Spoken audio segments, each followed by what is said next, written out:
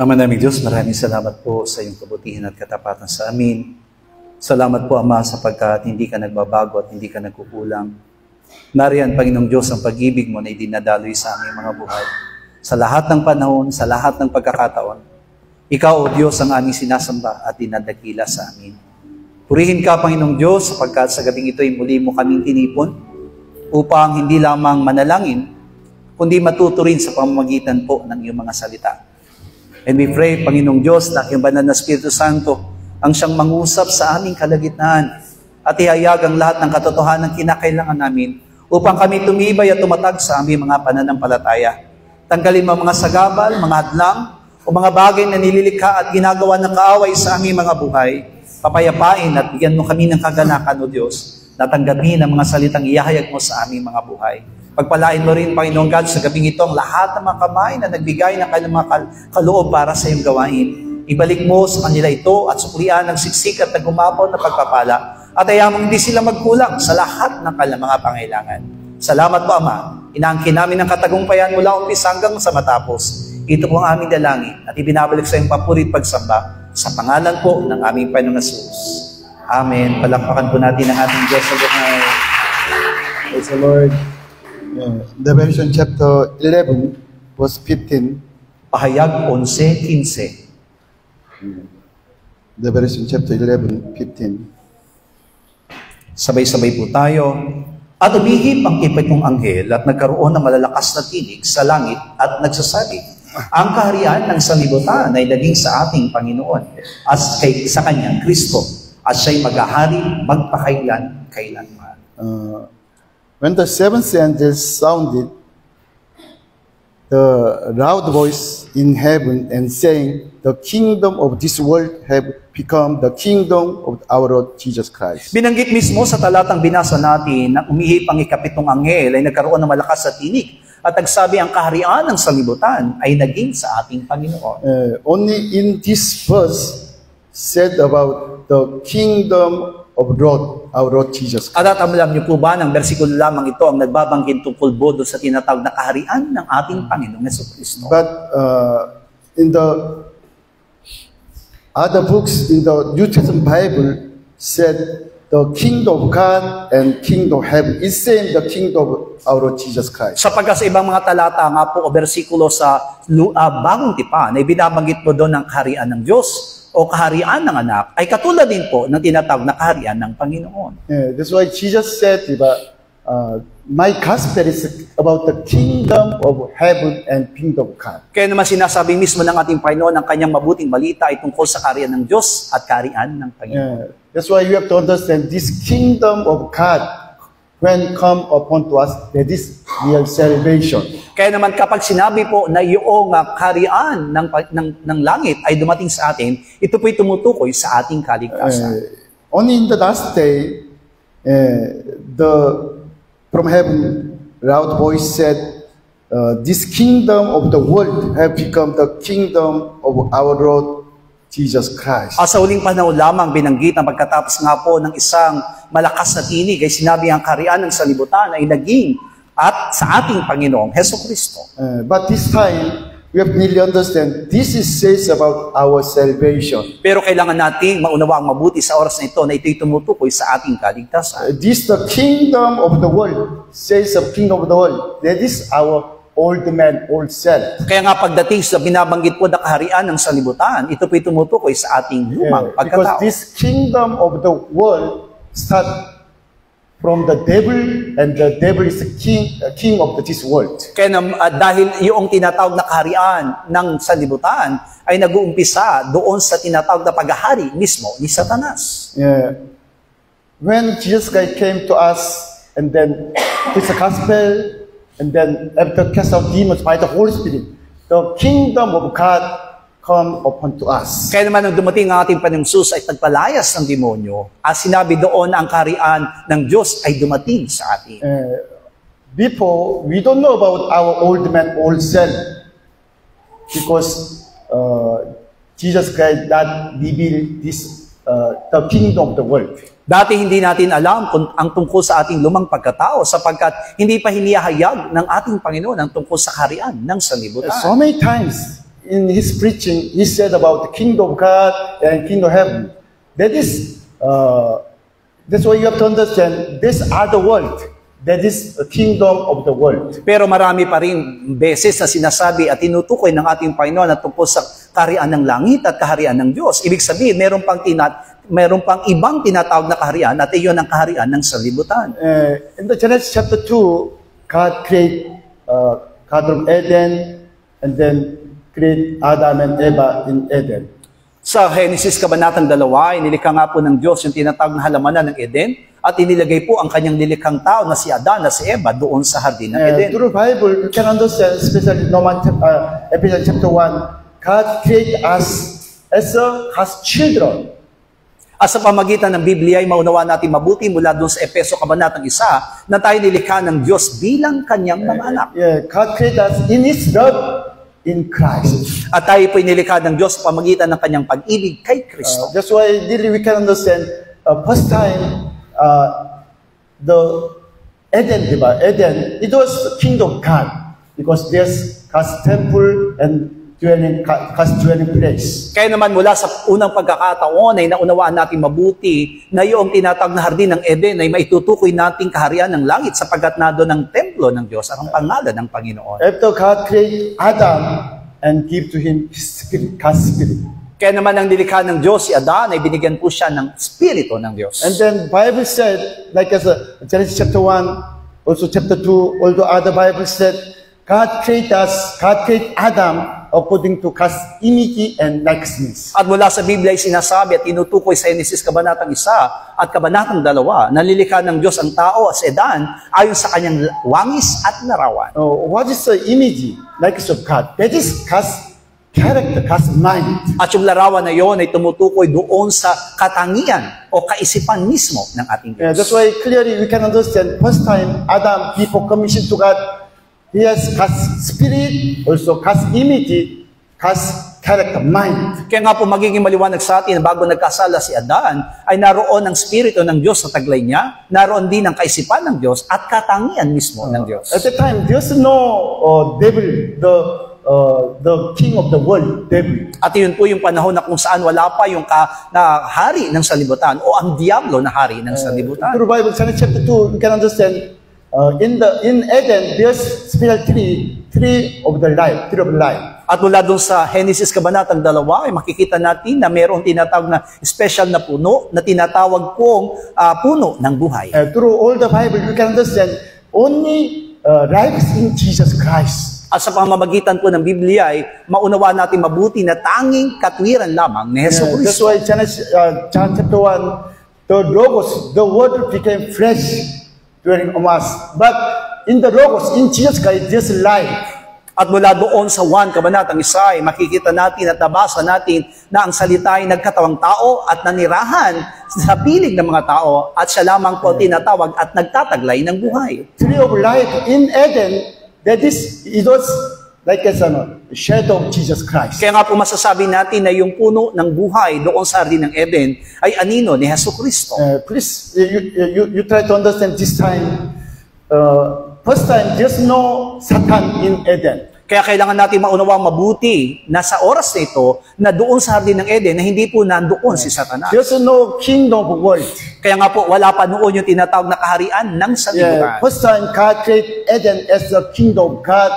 Sapagkat sa unang pagkakataon, ay nilikha ng Diyos ang halamanan ng Eden bilang harian ng Diyos. That's why in Adam, there's God's spirit, also God's image, like as God's word, also God's character, God's mind, and also physical body. Kaya naman mula kay Adan ay nagtataglay po siya ng tinatawag na Espiritu ng Diyos at naroon po yung tinatawag na wangis at larawan ng Diyos sa kanya na tinataglay niya rin po yung kaisipan at katangian ng Diyos. At the time, before commission to God, there's no old man, old self in Adam. At bago po siya nagkasalay, wala pong tinatawag na lumang Adan o lumang pagkatao. But when Adam commissioned to God, after obey the devil, Satan, the world, into the Adam. Pero matapos pong magkasala si Adan, at patuloy na gumawa ng kasalanan laban sa Diyos, yung pong kaharian ng sanlibutan ay dumating sa kanila. Yeah, of course, the world is whole world. But this time, you have to understand, in us, this world, king of the world, that is our ultimate old self. Maaari nga po sasabihin po natin yung sanlibutan ay tumutukoy po sa kabuuan mismo ng mundong ating ginagalawan. Pero mula sa ating pong mismong mga buhay ay nagtataglay tayo ng tinatawag na sanlibutan. Yeah, that's why Adam and Eva, people commissioned to God, that's holy as a God's children. Kaya naman masasabi natin na mula doon kay Adan at kay Eva, sa una pa lamang, ay nagtataglay na po sila ng tinatawag na kabanalan o paghahari ng Diyos. They have no old man, old self, not strong own self, only obey to God. Ibig sabihin, obey to God's commandments. Hindi pa po sila nagtataglay ng lumang pagkatao at hindi po namumuno yung kanilang mga sarili at patuloy lamang nataglay nila isang pusong sumusunod sa Diyos. That's why only worship to God and obey to God's commandments and then follow to His will. Kaya naman wala po silang ibang ginagawa kundi sumamba sa Diyos at sumunod sa salita ng Diyos at sumunod sa kalooban ng Diyos. But after obey to Satan, Satan's character, Satan's spirit into Adam. Pero matapos po silang sumunod kay Satanas, yung mismong spirito ni Satanas, yung mismo si Satanas, ay nanahan sa buhay ni Adan. That's why through the Bible we can understand, already we understand, diba, the Word of God is spirit. This life. At sa pamamagitan ng Biblia, naunawaan natin mabuti na doon sa salita ay naroon ng spirito at naroon din ng buhay. That's why, like I said in Matthew chapter 13, we understand the Son of Man, Jesus Christ, came to us as give to us the word, Logos, Spirit. At mula doon sa Mateo Kabanatang 13 ay naparito ang anak ng tao sa Jesucristo para bigyan tayo, bigay sa atin ang kanyang spirito o yung tinatawag na salita o Logos. That's why after we accept the word of Christ, we can be God's children and belong to Jesus Christ. At tatapos po natin matanggap yung mismong salita ni Kristo, tayo po'y naging kabilang sa Kanya at naging anak ng Diyos. That's why Matthew chapter 13, Jesus said, diba, the devil, the evil one, devil also planting his son through his teaching, his words. At maging doon sa Mateo Kabanatang 13, tinutukoy din naman na maging ang diablo ay nagtatangin mismo ng kanyang binhi sa pamamagitan ng kanyang mga pananalita. That's why when Adam and Eva obey to Satan, diba, accept Satan's teachings, Satan's word, Satan's commandments, and obey Satan's spirit, the demons possess like us into the Adam. Yan ang dahilan kung matapos pong pakinggan ni Adan yung salita o pananalita ni Satanas o yung mga pangangaral ni Satanas, si Satanas ay lumagi sa kanila at sila po'y naging kabilang kay Satanas. You see, 1 Corinthians chapter 2 verse 12 says about spirit of the world. Mula doon sa unang Korinto Kabanatang 2, talatang 12, ay tinutukoy din dito ang spirito ng sanlibutan. Okay. Sabay-sabay po, ngunit nang tinanggap, hindi ang spirito ng sanlibutan, kundi ang spirito mula sa Diyos, upang ating mapagkilala ang mga bagay na nasa atin ay binigay na walang bayad ng Diyos. Apostle Pablo said, we have received not spirit of the world, but the spirit who is from God. Sinabi mismo na po sa Pablo na hindi natin tinanggap yung spirito ng sanlibutan, kundi ang spirito mula sa Diyos ang ating tinanggap. Also, 2 Corinthians chapter 4 verse 4 says about the God of this world, this age. At binabanggit naman pagdating sa 2 Korinto Kabanatang 4, talatang 4, yung Diyos ng sanlibutan. Na binulag ng Diyos sa sanlibutan ito ang mga pag-iisip ng mga hindi nagsisampalataya upang sa kanila ay huwag sumilang ang kaliwanagan ng Ebanghelyo ng kalwalhatian ni Kristo na siyang larawan ng Diyos. Also, Ephesians chapter 2 verse 2 also says about the prince of the power of the air, the devil spirit. Ephesians chapter 2 verse 2 also. Epeso Kabanatang 2, talatang 2 ay sinasabi po doon na inyong nilakaran ng una ayon sa lakad ng sanlibutan ito, ayon sa pangulo ng mga kapangyarihan ng hangin, ng spirito na ngayon ay gumagawa sa mga anak ng pagsuway. Yeah. Jesus Christ cast out demons. Who's demons? Nagpalayas ang Panginoon ng demonyo. Sino nga po ba yung mga demonyo? Before we misunderstood about demons, that's I told you, demons, they are dead spirit, unbelievers dead spirit. Dati nga po, nung pinapag-aralan po natin ito, sinasabi na at binabanggit ko sa inyo na yung mga demonyo yan ay tumutukoy doon sa spirito ng mga hindi mananampalatayang namatay. Yeah, because Pastor Kidong, the first time when he cast out demon said about his name and all the background of the man. Sapagkat sa unang pagkakataon ay naunawaan natin ito doon sa turo ni Pastor Kidong Kim na kapag nagpapalayas ang demonyo, ay nagsasalita ang demonyo tungkol sa kanyang nakaraan at maging sa kanyang mga pagkakakilanlan. But we have to understand, devil, these demons, they are deceiving spirit. Pero tandaan natin, ang demonyong ito ay tinutukoy po ng mga mandarayang spirito. They have no truth, only they are lying. Ibig sabihin, wala silang katotohanan, ang taglay lamang po nila ay kasinungalingan. Yeah, that's why if we are not be careful, very easily we will follow the demons. Yan ang dahilan. Kung hindi tayo magiging maingat, ay hindi natin namamalayan na tayo po ay sumusunod na sa mga utos ng demonyo. That's why Revelation chapter 16 verse 13 and 14 said, the three unclean demon spirit coming out from the mouth of the dragon and then beast and the mouth of the false prophet.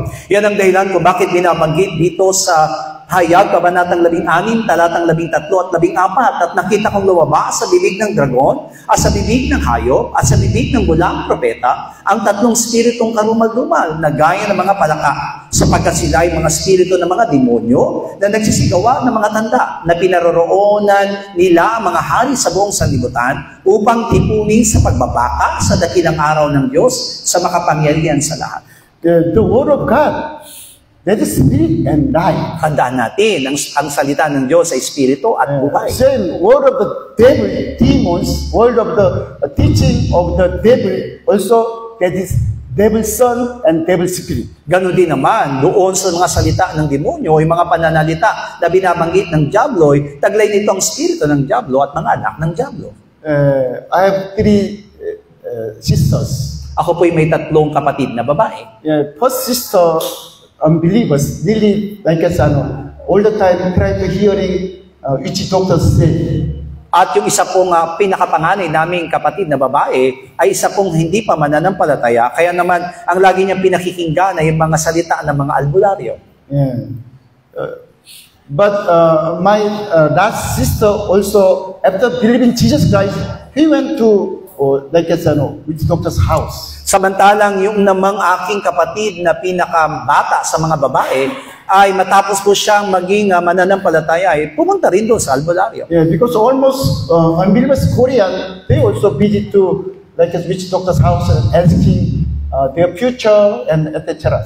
Sapagat yan po yung mga kinaugalian ng mga Koreanong hindi mananampalataya at kinaugalian na laging lumalapit po doon sa mga albularyo upang alamin yung kanilang mga darating na mga panahon. That's why I know my last sister, the younger sister, when she has the problem, financial problem by the business, he went to which doctor's house and asking something. Kaya naman, nalaman ko na kahit na po mananampalataya na yung aking bunsong kapatid na babae, ay kapag nagkakaroon siya ng mga suliranin na problema sa kanyang mga pinagkakakitaan, lalo na sa pinansyal, ay pumupunta siya sa mga albularyo. Really, I understand. When she visit to which doctor's house, already demon possessed. Sapagkat alam ko na kapag siya'y pumupunta sa mga ganung lugar, ay tinataglay niya na po yung spirito ng demonyo. Yeah, that's why she lost faith in Jesus Christ and then separate from God. Yan ang dahilan kung bakit nawala na yung kanyang pananampalataya kay Kristo at nahiwalay siya sa Diyos. Same today, if we, even though we are believers, but still we accept and believe wrong teaching, like a demon teaching, we are demon possessed. Kaya naman ganun din sa ating panahon sa kasalukuyan, kapag tayo po ay naniniwala doon sa mga katuruan ng demonyo, tayo po inaalihan na ng demonyo. Before Adam and Eva commissioned to God, they have no spirit of demons. Bago nga po magkasala, sina Eva at Adan, ay wala po silang spirito ng demonyo. Yeah, but when they obeyed the devil, the world came to their heart, their mind. Pero nang sumunod sila doon sa mga salita ng diablo, yung mismong salibutan ay dumating sa kanilang mga puso. Yeah, because the devil said to Eve, if you eat this fruit, you will be like a God. Sapagkat sinabi mismo ng diablo kay Eva na pag kinain mo ang bunga ng punong ito, ikaw ay magiging parang Diyos. Before Adam and Eva, they have no mind to be God. But after deceive the devils, after follow the devil talking, they separate from God. Sapagkat sa pasimula, hindi naman sila nagtataglay ng ganung klaseng kaisipan na nais sila maging Diyos. Pero nang sila po'y makinig dun sa pananalita ng diablo, ay nagkaroon sila ng kaisipang maging parang isang Diyos. It's not difficult. Before commission to God, they have no word. The devil not king of their mind. Kaya nga po masasabi natin, hindi mahirap unawain ito na bago sila nagkasala, ay wala silang tinatawag na sanlibutan o yung tinatawag na kaisipan ng diablo. Yeah, first time when God created Adam and Eva, and just when they belong to God, only they have God's spirit and God's character mind. That's God's likeness, image, and only body. Sapagkat sa unang pagkakataon na sila po ay nilikha ng ating Panginoon, ay hindi sila nagtataglay ng anumang masamang kaisipan, kundi ang taglay lamang po nila ay ang Espiritu ng Diyos, ang kaisipan mismo at katangian ng Diyos. Which means they have no old self, old man. Ibig sabihin, hindi pa sila nagtataglay ng lumang pagkatao at lumang pamumuhay. But when they obey the devil, by the devil's spirit, the old man starting in their mind. Pero nang dumating o nakinig sila doon sa diablo, dumating na ang pagkakataon na nanatili o namuhay sila doon sa kanyang lumang pagkatao. Today, what is great sin? That is not only unbelieving. Na sa kasalukuyan, ano ba yung tinatawag na dakilang kasalanan na ginagawa ng tao? Ito po ay hindi pananampalataya. Problems to all the men, especially unbelievers, they think, I am owner of my life. Pero ang nagiging problema nga lang po talaga ng mga tao sa kasalukuyan, lalo na po ng mga hindi mananampalataya, ay kinikilala nila na sila ang nagmamayari ng kanyang mga They might accept our Lord Jesus Christ as their Savior and our God the Father as a Creator God. Maaring binabanggit din ng mga taong ito na si Kristo yung kanilang manlilikha at tagapagligtas. Just they believe the monkey become man, and then we are free.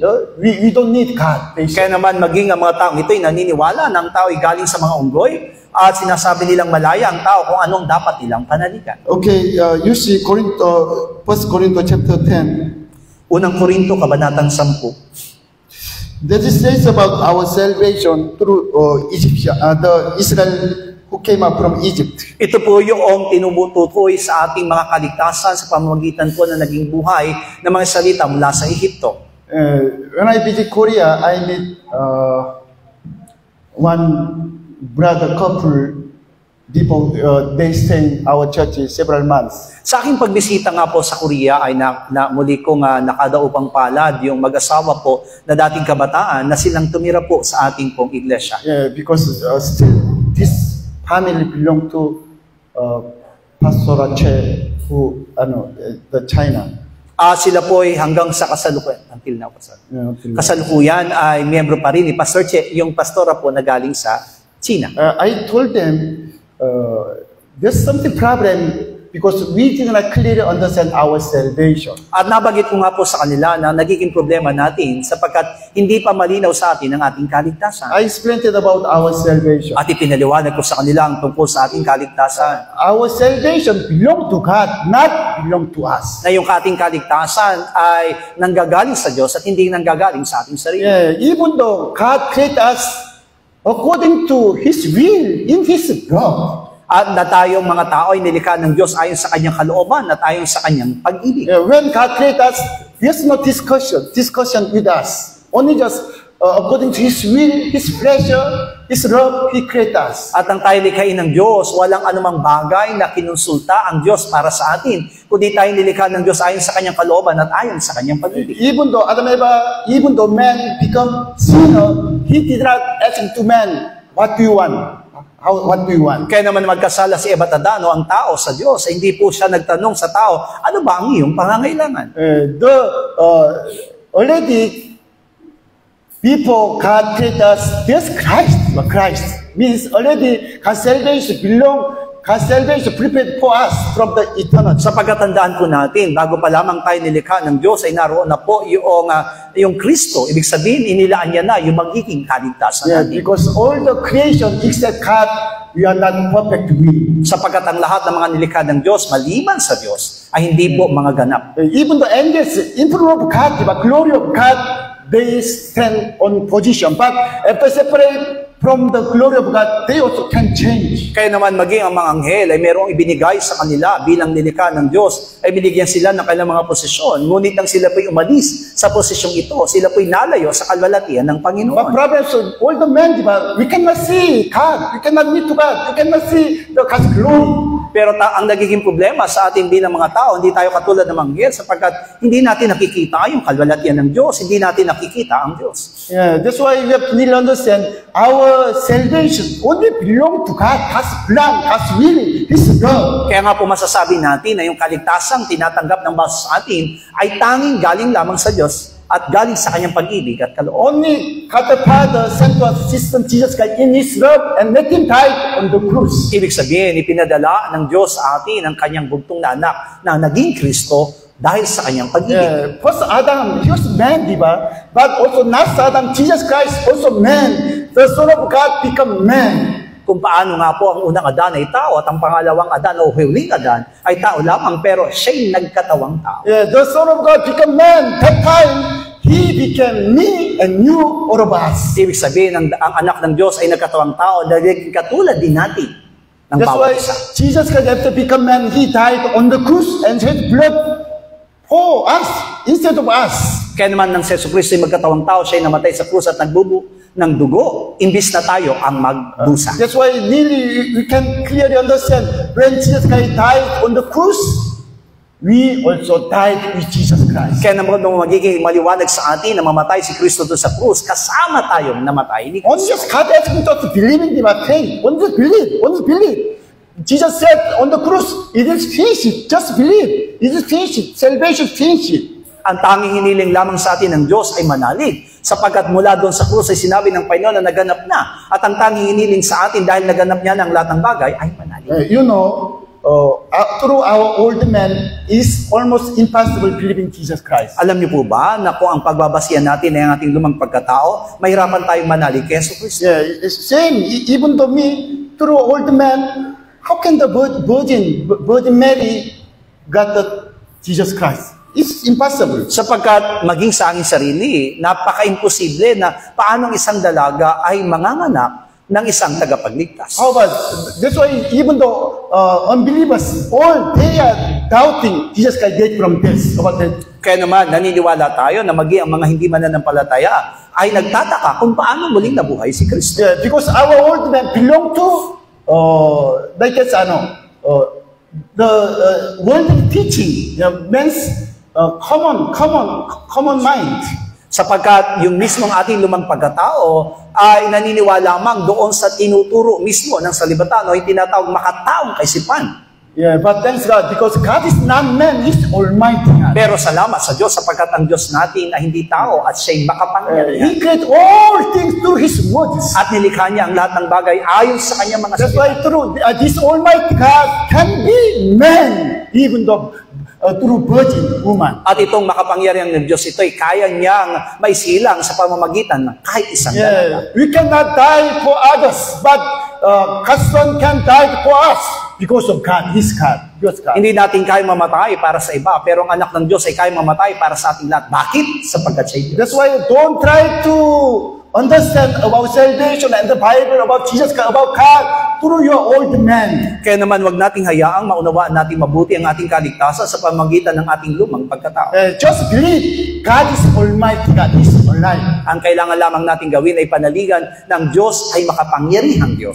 We did not about Adam's sin, diba? We did not see Adam's sin. We cannot understand. We did not see. Maari nating hindi natin namalayan o nakita yung kasalanan ginawa ni Eva at Adan. Yeah, but through Bible, God said, you are sinner because of Adam. Just believe, just believe. Pero sa pamamagitan ng Biblia ay binabagi sa atin na sa pamamagitan ni Adan na tayo'y naging makasalanan. Just believe when Jesus died on the cross and He said, it is finished. At the time, all the men saved from the sin. Ang tanging dapat lamang natin gawin ay manalig sapagkat mismo doon sa krus ay sinabi ng ating Panginoon na ganap na. Kaya naman kailangan natin panaligan ang mga bagay na yon na tayo ligtas na mula sa. That's why only unbelieving that is sin and will go to hell. Yan ang dahilan kung bakit ang isang hindi pananampalataya ay kasalanan at ito magiging dahilan para ikaw ay mapunta sa impyerno. Do not look at your sin, your mistake, your sin, because don't worry about that one. Already Jesus Christ died for all of our sins. Kaya po, wag natin titignan o lagi tayong nakatuon sa ating kasalanan nagagawa sapagkat mismo si Jesucristo ay namatay para sa ating mga kasalanan. Yeah, you know why you can be humble? Because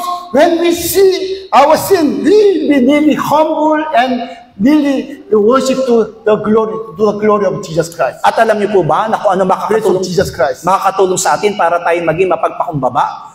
Magiging mapagpakumbaba tayo kung makikita natin yung ating mga kasalanan sa ating mga sarili at patuloy tayong mananangal lamang sa kaluwalhatian ni Yeah, Kristo. that's why Apostle Pablo said, this great, so much sin, they have so much grace of Jesus Christ. Yan ang dahilan kung bakit sinabi niya po sa Pablo na kahabang dumarami ang ating kasalanan, ay dumarami din ang biyaya Which means, ng Diyos. when you really understand you are sinner, great sinner, you can stay in the grace of Jesus Christ. Kaya naman kung kinikilala mong yung sarili na bilang isang malaking makasalanan, mas lalo kang mananatili sa biyaya ni Yesu Cristo. You see, God said to Abraham, time come, your descendants will go to Egypt.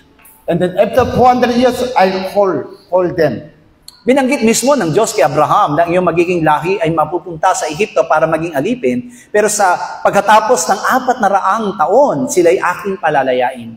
When they stay in the Egypt 400 years, God called Moses to save all the Israel people from Egypt. At sa kanilang pananatili ng 400 taon doon sa lugar ng Ehipto, ay tinawag ng Diyos si Moises upang iligtas ang kanyang bayan. God said to Moses, okay, kill all the family, kill the sheep, and then get the blood and put the to a frame. At ipinautos ng Diyos mula kay Moises na sinabi niya na bawat pamilya ay kailangan magpatay ng 1 taong gulang na kordero at ang dugo nito ipapahid sa hamban ng kanilang mga And pintuan. then God said, when the death of the angel saw the blood of the lamb will pass, the death will pass all the family. At kapag ang anghel na mamumuksa ay dumaraan sa tahanan na iyon, at kapag nakita ang dugo doon sa hamba ng mga pintuan, sila'y lalagpasan nito. Yeah, never mind, but even God did not don't want to see inside the house who is a man, how much sin, what kind of sin. Not, there's no mind. Ibig sabihin, hindi na mahalaga sa Diyos kung sino'y nakatira, kung ano ang kasalanan, kung ang gaano kalala ang kasalanan ginawa ng mga tao sa loob ng mga tahanang iyon. Ang mahalaga ay yung dugo na makikita ng anghel na mamumuksa doon sa kanilang mga hampan. Only angel of death visit to house only wants to check the blood. Okay, pass. Mayroong blood, pass. Ibig sabihin, ang tangi lamang gawain ng anghel na mamumuksa na iyon ay siya sa atin ang bawat pintuan ng mga tahanang kanyang lalakaran. Kapag nakita niya po na ito'y may dugo, ito po'y kanyang lalagpasan. Same today, if you are believing blood of Jesus Christ, just pass. Even though you have sinned, okay, just this, and then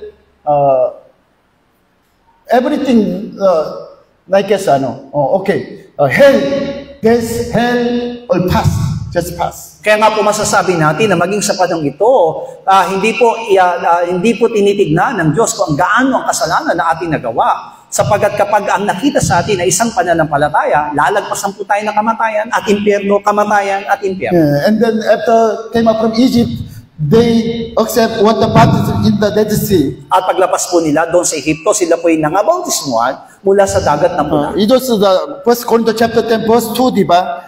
All baptized into Moses in the crowd and in the sea. Kaya nga po sinabi sa unang Korinto, kabanatang 10, talatang 2, ang lahat ay nangabautismuhan kay Moises sa alapaap at sa dagat. Yeah, this is not history of the Israel says about our salvation. Tandaan natin, ito lamang, hindi lamang ito tumutukoy sa kasaysayan ng Egipto, kundi atin po itong kasaysayan. Already, we have accepted what the baptism because of we really understand about our salvation. Bawat sa po sa atin ay tumanggap ng bautismo sapagkat naunawa natin mabuti ang tungkol sa ating kaligtasan. And the verse 3, diba, all eat the same spiritual food. At doon sa talatang 3, sinabi nagsikayos ng isang pagkain din ayon sa Espiritu. It was manna, diba, manna. There's no food in the desert. That's why God gives the manna from heaven. At ito po ay tumutukoy naman doon sa mana na kanyang tinanggap mula doon sa ilang sapagkat wala sila po makakain doon at ang manang yun ay galing sa kalangitan. This manna is shadow of the Jesus Christ. His body and His blood. At alam natin, Blood of Jesus Christ. ibig sabihin yung kanyang salita, yung logos, o yung kanyang katawan at dugo ay tinatawag na mana. Yeah, Israel people, they eat manna in the desert. It was spiritual food. Apostle Pablo said it was spiritual food. Kaya, You are hearing word of God. kaya naman sa pagkakataong ito ay naririto tayo, bagamat tayo nagkakasala, pero pumupunta tayo sa iglesia upang tumanggap ng kanyang mga salita. Every day they come to church and hearing the word of God. At maging sa pananambahan ay dumadalo tayo upang makarinig ng salita. Sa yung aking salitang binabanggit sa inyo, espiritu at buhay na walang hanggan. Yeah. If you really believe in Jesus Christ as our Savior, and then you accept word of God, already you have Jesus Christ. Kaya naman kung nananalig tayo kaya sa mga salita ni Kristo na ito po'y ating pong kaligtasan at nasa atin ang kanyang mga salita. Already, Jesus Christ in you. Inumin din niya ayon sa Espiritu sapagkat nagsiinom sa batong ayon sa Espiritu na sumunod sa kanila at ang batong yaon ay si Kristo. Yeah. Now says about living water, diba? Says about spiritual drinks from the rock. Sinabi mismo dito na sila'y nagsiinom ng spiritual na inumin mula doon sa bato. Yeah.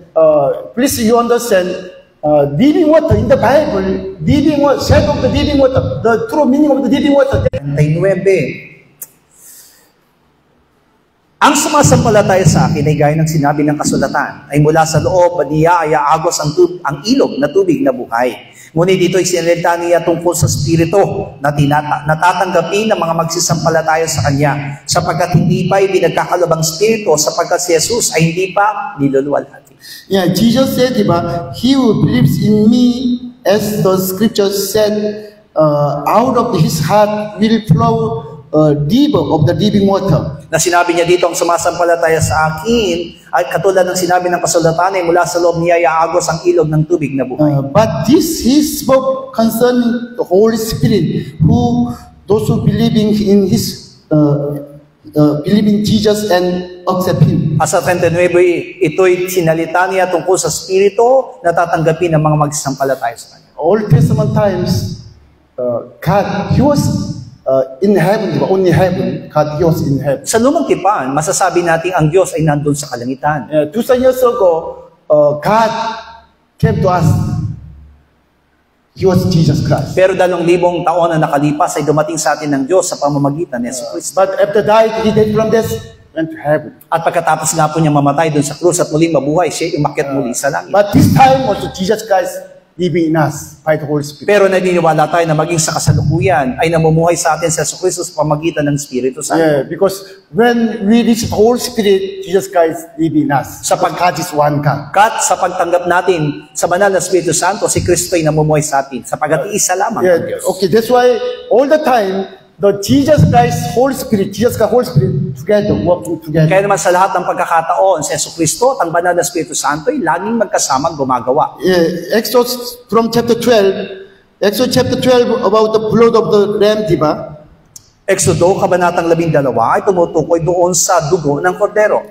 Yeah. And then, Exodus chapter 14, they accept water baptism. At pagdating doon sa Exodo 14, sila po'y tumanggap ng bautismo. And then, yeah, also Exodus chapter 15 about the water baptism. Exodo kabanatang 15, binanggit na naman ang bautismo sa tubig. From chapter 16 says about manna, diba? Manna. Chapter 16. Yeah, Exodus chapter 16 says about manna, like as verse 3, you want to kill us in the desert. At mula doon sa Exodo, kabanatang 6, talatang 3 ay tungkol sa mana na sinabi nilang, papatayin mo ba kami rito sa gutom? That's why God gives them manna every day. They can fully eat every day. Kaya naman ipinagkalooban sila ng Diyos ng mana at araw-araw ay nagpapaulan na maliliit na tinapay ang Panginoon. What is manna today? The Logos Jesus Christ. Pero ano yung mana sa kasalukuyan? Ito po yung Logos o yung Jesus Cristo. That's why Jesus said, in my flesh, drink my blood. Yan ang dahilan kung bakit sinabi ng Jesus Cristo, kainin yung aking laman at inumin ang aking dugo. He cannot give to us His flesh and His blood. Hindi, But the word of His words, that is His blood and His body. hindi niya may ibibigay sa atin ang kanyang katawan at dugo bilang ating pagkain, pero sa pamagitan po ng kanyang mga salita ay patuloy din natin siyang nakakain. Thanks God, because in the word of God, there's the blood of Jesus At Christ. nagpapasalamat tayo sa pagkataglay ng salita ng Diyos ang kanyang dugo. And then Exodus chapter 16 also says about the living water from the rock. At mula doon sa Exodo, kabanatang 16, may tinutukoy din yung bato na tungkol sa tubig na nagbibigay buhay. Okay, chapter 17. Okay, verse 1 and 2. Exodo 17, 1 hanggang 2. At ang buong kapisanan ng mga anak ni Israel ay naglakbay mula sa ilang ng Sin, na kanilang paglalakbay ayon sa utos ng Panginoon, at umantong sa Refidim na walang tubig na mainom ng bayan. Kaya't ang bayan ay nakipagtalo kay Moises at nagsabi, bigyan mo kami ng tubig na aming mainom. At sinabi ni Moises sa kanila, bakit kayo nakikipagtalo sa akin? Bakit ninyo tinutukso ang Panginoon? And the verse 60, God said to Moses, you stand in front of the rock and then strike the rock and then the water will come out from the rock.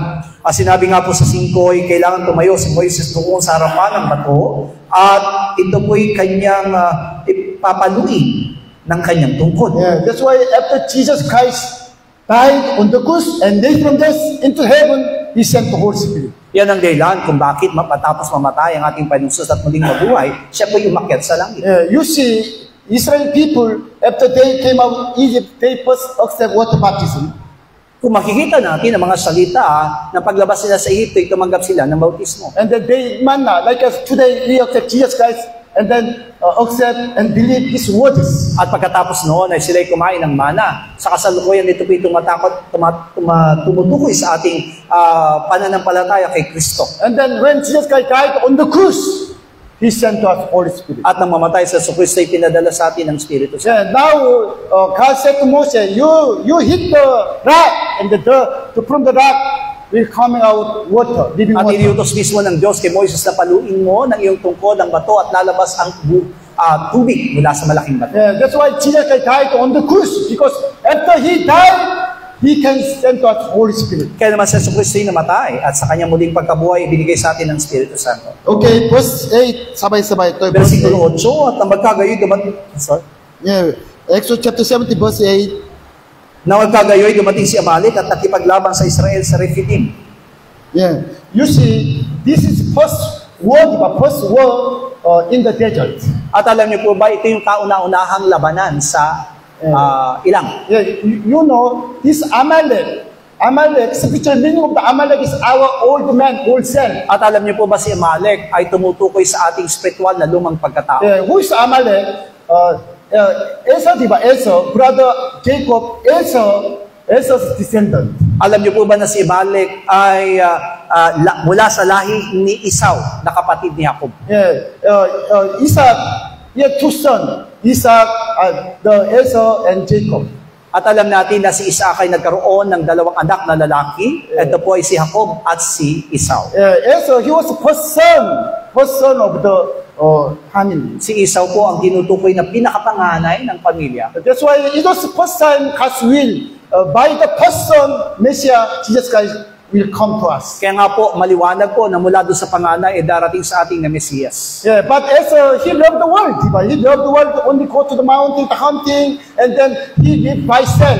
Pero si Esau ay mas mahal niyang sa libutan, kaya wala siyang ginagawa, kundi umalis at lumabas ng bahay at mamundok at maghuli ng kanyang But ng mga Jacob, all the time, he looking for way of the Jesus Christ, stay in the house and then asking blessing from the Father. Samantalang si Jacob, ang tanging hinanap niya ay si Jesucristo, kaya nananatili siya doon sa kanyang tahanan at ang pagpapala mismo ni Jacob. One day, this person, Esau, he sold out his first right to his brother through the one stew. At isang araw nga po, ipinagbili o pinagpalit mismo ni Esau ang kanyang pagkapanganay kay Jacob sa pamamagitan ng sabaw ng lugaw. Okay, you try to understand why Israel people after eat manna and drink water from the rock means after accept Jesus Christ, after accept Word of God, and after accept Holy Spirit. Same. Kaya unawain natin mabuti yung nangyari sa mga Israelita na matapos silang ilabas doon sa Ehipto, sila po'y nabautismoan at kumain ng mana at uminom ng tubig mula sa malaking bato. Na sa ating kalalagayan naman, matapos tayong manalig at tinanggap natin ang salita ng Diyos, at nabautismoan tayo at tinanggap natin ang salita ng Diyos at tinanggap ang banal na Espiritu. Israel people after accept water baptism and then eat spiritual food and spiritual drinks, they can find starting war with old men, old self. Kaya naman, ang mga Israelita po ay mabautismoan at tumanggap ng mana at uminom ng spiritual na inumin, pwede na silang makipaglaban. Today also saying, not only believe in Jesus Christ, after really accept Word of God and this Holy Spirit, we can fighting with our old men and overcome. At naging sa ating kapanahunan, matapos tayong tumanggap ng salita ng Diyos at tanggapin ang banal na Espiritu Santo, pwede na tayong makipaglaban sa ating lumang pagkatao. Who is Amalek? Esau descendant. Sino si Amalek? Si Amalek po'y mula sa lahi ni Esau. Yeah, only this Jacob, Israel people, they came from Jacob. First time, Amalek, old man came to Israel to fight. Ibig sabihin, itong mga salitang ito'y galing mismo sa lahi ni Jacob. Pero dumating ang pagkakataon na sa unang bugso ay si Amalek ay nilusob ang mga Israelita. You see, today, there are many Christians in the world. At alam natin na sa kasalukuyan maraming Kristiyano sa buong mundo. But they are not accept Word of God. They are not stay in the Word of God. Not obey the Holy Spirit. That's why they are not fighting with their old men. Pero hindi nila tinatanggap ang salita ng Diyos at hindi sila nananatili sa salita ng Diyos. Kaya naman wala silang pagkakataon na makipaglaban sa kanilang lumang pagkatao. All the time, they live by the old self, old man. Kaya naman lagi silang namumuhay ayon sa kanyang doon sa lumang pagkatao. Yeah. But thanks God, because today, we can understand about our old man. Pero nagpapasalamat tayo sa Diyos sapagkat sa ating iglesia ay naunawa natin ang ating lumang pagkatao. Our old man starting when Adam and Eva obeyed the devil. Na ang lumang pagkatao ay nagsimula nang si Adan at si Eva ay makinig sa salita ng diablo. That's why our old man all the time want to be all of my life, my way, everything of my things. Kaya naman mula doon sa ating lumang pagkatao, ay ang tanging ninanasa niya po ay tayo ang magmay-ari doon sa ating mga buhay at sa ating lahat ng But thanks God, because we call to Jesus Christ,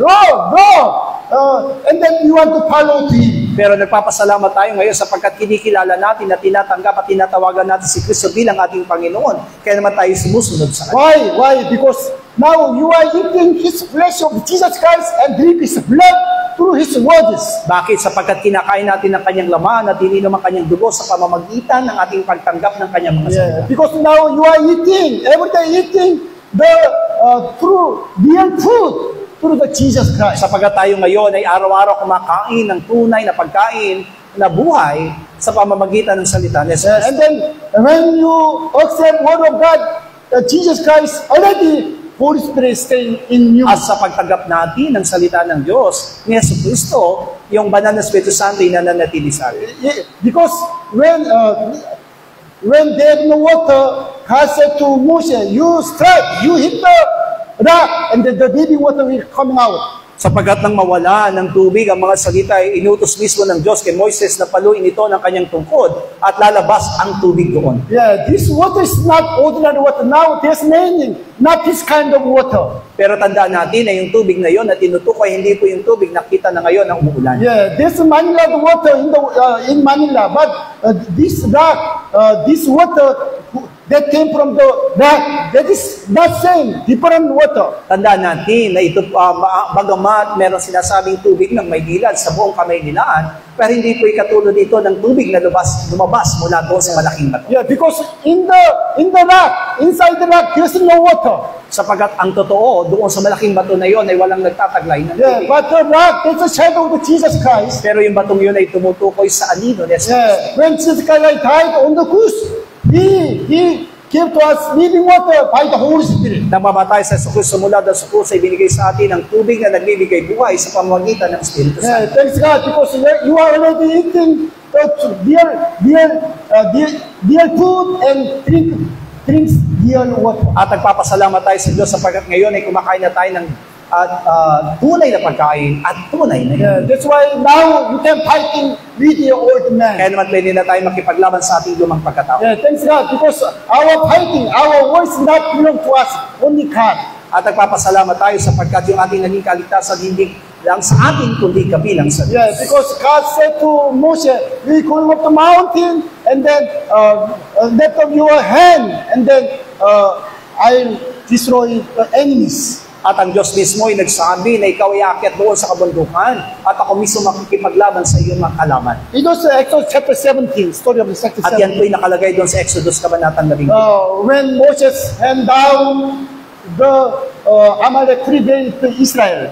Na kapag ka bumababa yung kamay ni Moises, ay natatalo sila ng mga Amalekites. But when Moses hand left up by the Aaron and Hur, the Israel prevailed Amalek. Pero kapag ka itinataas ni Hur at ni Aaron yung kamay ni Moises, nagwawagi ang mga salita laban sa mga Amalek. Now Jesus Christ pray for us in heaven.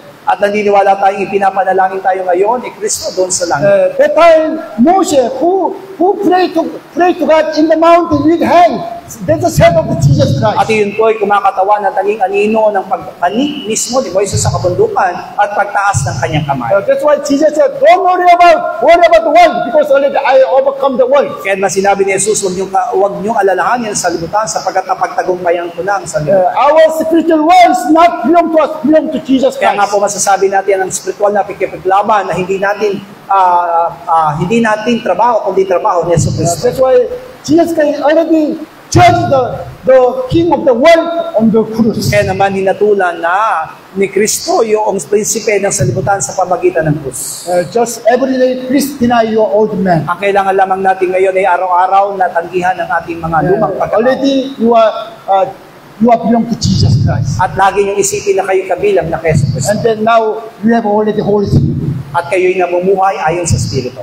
From now on, obey the word of God and follow the Holy Spirit, At wala- and that is eternal At life. mula ngayon ay patuloy tayong sumunod sa salita ng Diyos at ayon sa Espiritu ay magkaroon tayo ng pagsunod. Okay, this time also let's pray. Tayo po'y mananalangin sa oras na ito. Thanks, Father, because you gave to us dear food and dear drink through Jesus Christ. Tayo panalangin natin, Ama, at pasalamatan natin ng Ama sapagkat binigyan tayo ng spiritual na pagkain at spiritual na inumin sa pamamagitan ng Jesus Kristo. Thank you, Jesus, because you are staying us by the Holy Spirit. At pasalamatan din natin sa Jesus Kristo sapagkat sa pamamagitan niya ay naroon ang Espiritu Santo na nananahan sa Thank atin. you, Holy Spirit, because you are in us. At salamat din sa Espiritu Santo na ikaw ay nananahan sa atin. Let's shout 3 times. Oh, my soul, overcome 3 times, all to pray. Oh my soul, overcome, at tayo po'y manalangin. Oh, my soul, overcome. Oh, my soul, overcome. Oh, my soul, overcome. Ang mga Diyos ay nagpapasalamat sa oras na ito, Panginoon. Binigay mo sa amin ang pagkain at spiritual na inumin sa pamamagitan po ng aming Panginoon sa Kristo. Salamat po sa kaligtasan. Binigay mo sa amin. Salamat sa kapatayan. Pinagkakalaw po sa Panginoon. Salamat din po sa Espiritu Santo na nananahan sa amin. Pinagkakalawanan ng aming Panginoon. Salamat po sa mananang sa Espiritu Santo na nagkakahalis sa Panginoon sa amin. sa salita at manahan sa salita at patuloy na maging kabilang ng mga anak ni Kristo. Tulungan mo ang bawat sa amin, Panginoon God, at nananalig kami ng lahat ng mga inihayag mo. Lahat ng mga ito ay magiging buhay para sa aming mga spirito, Panginoon Diyos, at magaganap namin ang lahat ng iyong katwiran at ang iyong dakilang kalooban. Tunay nga po, Panginoon Diyos, na ikaw ang nagtatrabaho, ikaw ang gumagawa, ikaw ang kumikilos sa amin. Wala kaming magagawa kung kami hiwalay sa iyo, Panginoon. Kaya naman hayaan mo na bigyan mo ang aming puso ng tunay na pananampalataya. Isang pananampalataya sa iyong mga salita. Isang pananampalatayang tumatanggap ng iyong mga salita. At huwag mo hayaang madaya kami, huwag mo hayaang magdanangan kami, huwag mo hayaan na malayo kami sa iyong presensya. Pagkos ikaw lamang po ang gumabay, ikaw lamang ang tumulong sa amin, at ikaw lamang ang magbigay sa amin, Panginoon Diyos, ng kalatagan at katibayan na kinakailangan namin sa bawat araw. Sa iyo lamang namin ipinagkakatiwalang lahat, at nananangan kami, Panginoon Diyos, ng iyong banal na Espiritu Santo'y mananahan sa buhay ng bawat sa aming to fight our own self, O God, and to overcome our own self, Panginoon Diyos. Manahayamang manalig kami sa iyong mga salita at manalig kami sa iyong katotohanan. Sa iyo lamang namin itininiwala ang aming mga buhay. Wala kami, Panginoon Diyos, ang ininatasan sa aming mga sarili, kundi ikaw lamang ang maghari at gumabay. Ikaw lamang gumawa sa aming mga buhay. At hayaan mo na lagi kami, Panginoon Diyos, manatili, Panginoon God, na lumalakad ayon sa iyong katwiran, lumalakad ayon sa iyong dakilang kalooban, at mananatili ang iyong banal na Espiritu Santo na siyang nangungusap sa amin bilang santunig na buhay. At naniniwala kami na magpapaalala ito sa mga salitang aming dapat tanggapin, mga salitang dapat namin ipamuhay sa bawat araw, mga salitang dapat po namin taglayin, Panginoong Diyos, o mas lalo kaming tumibay sa aming pananampalataya at paglilingkod na hinahangad mo para sa amin. Purihin ka, Panginoong Diyos, sapagkat alam po namin, Panginoon, na sa pamamagitan po ng iyong katotohanan, mananatili kaming matibay, mananatili kaming matatag, mananatili ang aming mga puso, Ama, na ginaganap ang iyong katwiran at dakilang kalooban. Salamat po, Panginoon, at inaangkin namin ang lahat ng ito sa pangalan po ng aming Panginoon Jesus. Amen. All together, Lord's Prayer. Ama namin nasa langit, sambahin nawa ang pangalan mo. Ikaw nawa ang maghari sa amin. Sundin nawa ang iyong kalooban dito sa lupa tulad ng sa langit. Bigyan mo po kami ng pagkain kailangan namin sa araw na ito, at patawarin mo po kami sa aming mga kasalanan tulad ng aming pagpapatawad sa mga nagkakasala sa amin, at huwag mo kami iharap sa mahigpit na pagsubok, kundi ilayo po kami sa masama, sapagkat iyo ang kaharian at ang kapangyarihan at ang kapurihan magpakailanman.